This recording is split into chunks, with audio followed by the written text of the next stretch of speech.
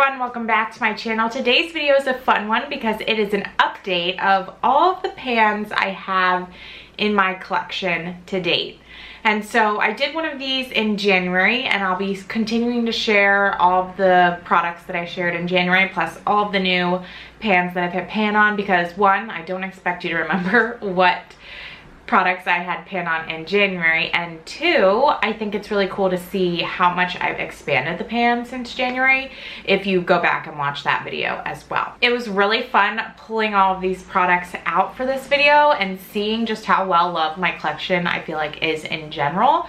I obviously have new products and products that I haven't used as much, but I also feel really good about the amount of pan and usage I have across my entire collection. And so I counted all of the pans for this video, and I have 27 pans in my collection. 19 of them are eyeshadows, so like obviously that's where the majority of pans are coming from, but still I think pan on 8 other products is awesome as well. So super excited to jump into this video with all of you, and let's just start talking about the pans. I'm gonna start with my face powder.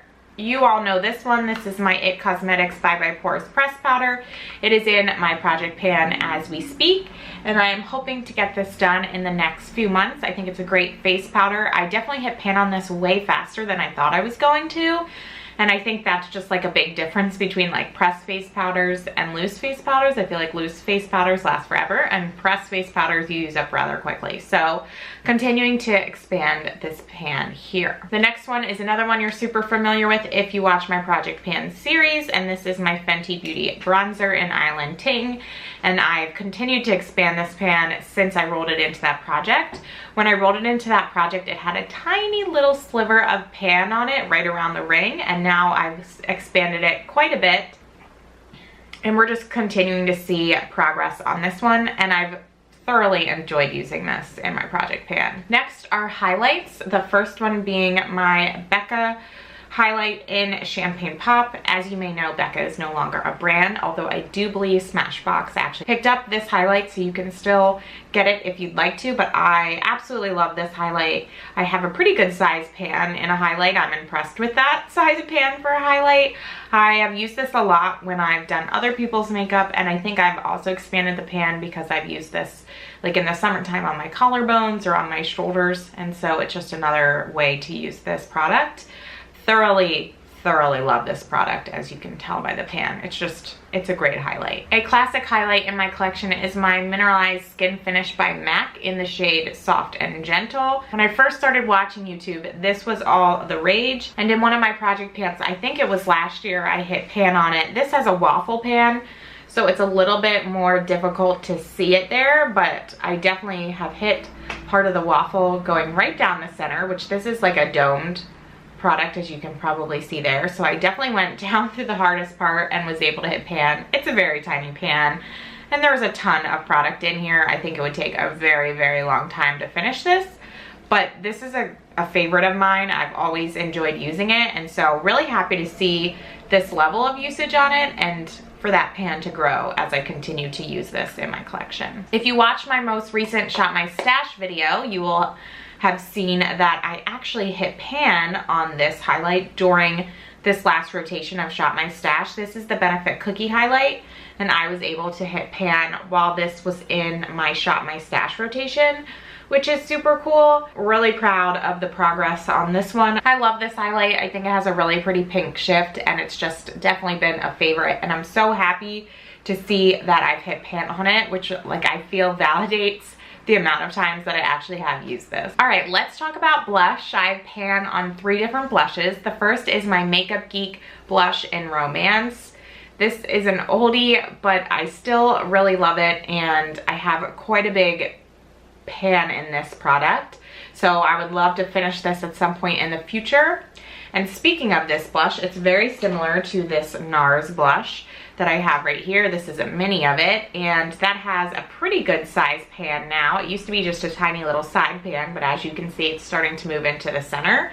And I feel like these two blushes are pretty similar, and as you can probably tell, I enjoy this style of blush. It's a very pink blush with a gold undertone, and I just like how it shows up on my cheeks. I continue to use both of them. I had this NARS one in my last rotation of Shop My Stash and definitely expanded the pan while I was in there. And this is just such a small little compact that I'm thinking that hopefully I'd be able to work through it sooner rather than later, but you never know. Sometimes that's deceiving. But 2 really good size pans in both of these, and just will continue to be using them in my collection. And then the last blush that I want to talk about is my Too Faced blush. This is Love Flush in Baby Love, and I kind of have a little double pan going on if you look up close. There is a little bit of product separating those 2 pans, but again, I feel like in the center where those pans are, it is very, very thin, and I could continue to expand those pans. Around the outside, you can still see the original design, so I think this still has a significant amount of product in here and would take a while to be able to use it up. But I do feel like, at least in the center, I've made some really good progress on this product. Okay, let's talk about eyeshadows now. I have a few eyeshadows that I've hit pan on that are individual shadows, so let's talk through those first. The first one is my Kiko Milano eyeshadow in the shade 200. If you watch my Pan Those Eyeshadows project pan, I just hit pan on this in my last update. I went down through the center of this one, so while there's a ton of product in here, I definitely probably took the easiest route, but still took me, I think, 33 uses within that project to hit pan on it. So big fan of this shade, absolutely love this. So happy it got rolled into that project, and I've been able to put the usage into this that it deserves because it's a stunning shade. And then another individual shadow that I've hit pan on is my L'Oreal Infallible Amber Rush eyeshadow. This is an oldie, but it's still kicking and I still like how it performs, so I'm keeping it around. But as you can see, I have a pretty good sized pan in this. There's a ton of eyeshadow that comes in these, but this was a favorite for a long time when I first got it. And while I don't wear it as much as I used to, whenever I do wear it, I'm like, oh, I know now why I loved it so much. And so I really need to make an effort to wear it more, but I feel like a lot of times I'm focused on my Pan Those eyeshadows, and so the eyeshadows that I've already hit pan on it don't get as much attention. And that kind of brings me to my next one. This is a Makeup Geek eyeshadow in the shade Creme Brulee. As you can probably tell, I barely have like any eyeshadow left in this. It's just around the outer edge, but I haven't used it in forever because I forget about it. And so it is one that I should just use and finish up. I should probably just repress it and take it away from the edge and just finish this one up, because really, like, look how close we are to being done this.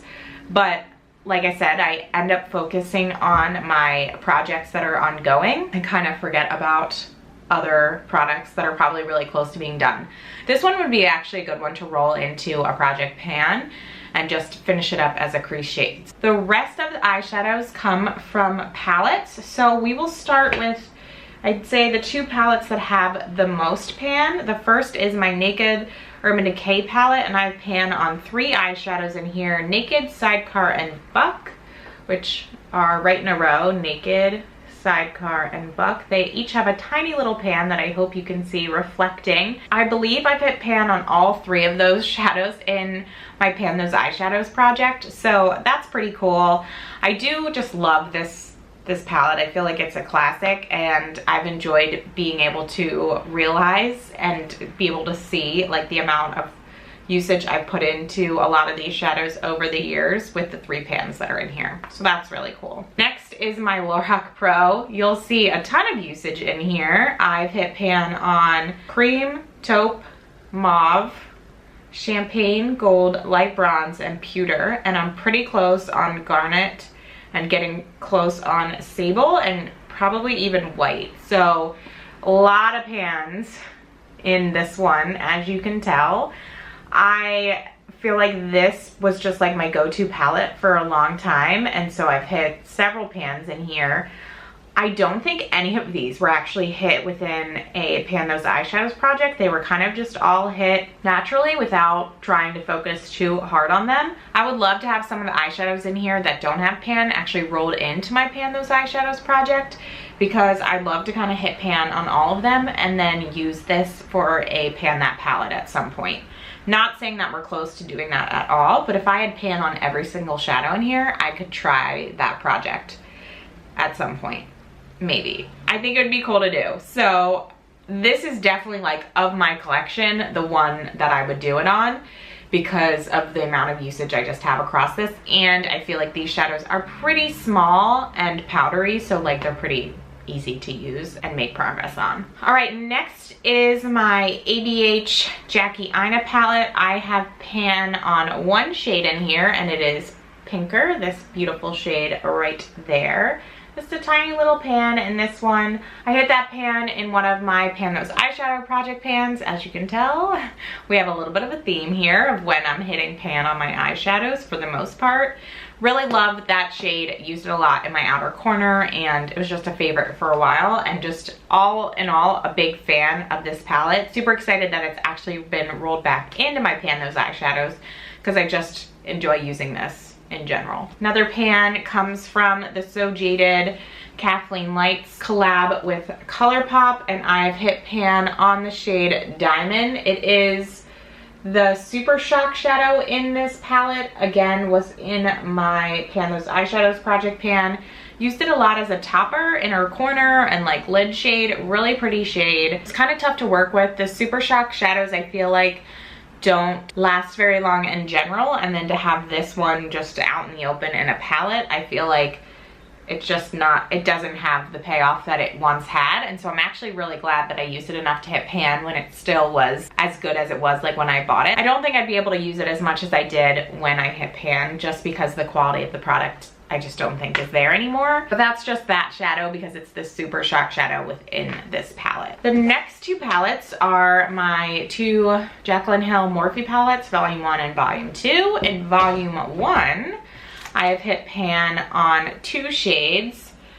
I don't remember the names off the top of my head. I think this one's Cran Apple, but I don't remember what this one's called, but it's just this really pretty like white shimmery one. And then I hit pan in my most recent Pan Those Eyeshadows on Cran Apple, which is this one right here. I think I wore that a lot in my outer corner. Very similar to Pinker, although I wore this one more over the lid, all over the lid too as well. And then in my Volume 2 palette, I recently hit pan, I think in this last project as well, on the shade right here called Perfectionist. And I have a couple other shades, Flawed and Odd and Positivity, in my Pan Those Eyeshadows that I'm continuing to work on. So hopefully we'll have 2 more pans in this palette soon. And then the last palette is my Tati Beauty palette, Volume 1. And I hit pan on the shade Aura Metallic right here. So similar to the shade in that Morphe Jaclyn Hill palette as well. So I feel like even though a lot of these pans from eyeshadows were hit within my Pan Those Eyeshadows project pan, a lot of them are very similar colors. Like there's crease shades, there's like inner corner shades, and there's outer corner shades that are all very similar, which is kind of funny. But I feel really good, like I said at the beginning of this video, of the amount of pans I have in my collection. 27 I think is really, really great considering my collection is pretty curated. I don't have a ton of makeup. And I feel just really proud of the fact that my collection is well loved. I think for a time I was kind of just buying and then not using things, and now I feel like I'm more mindful about my buying and I use the products that I have and I love them. And so it makes me really happy to just have a collection that I really enjoy and I get a good amount of use out of. So I hope you all enjoyed this video. Thank you so much for watching, and I will talk to you in my next one. Bye.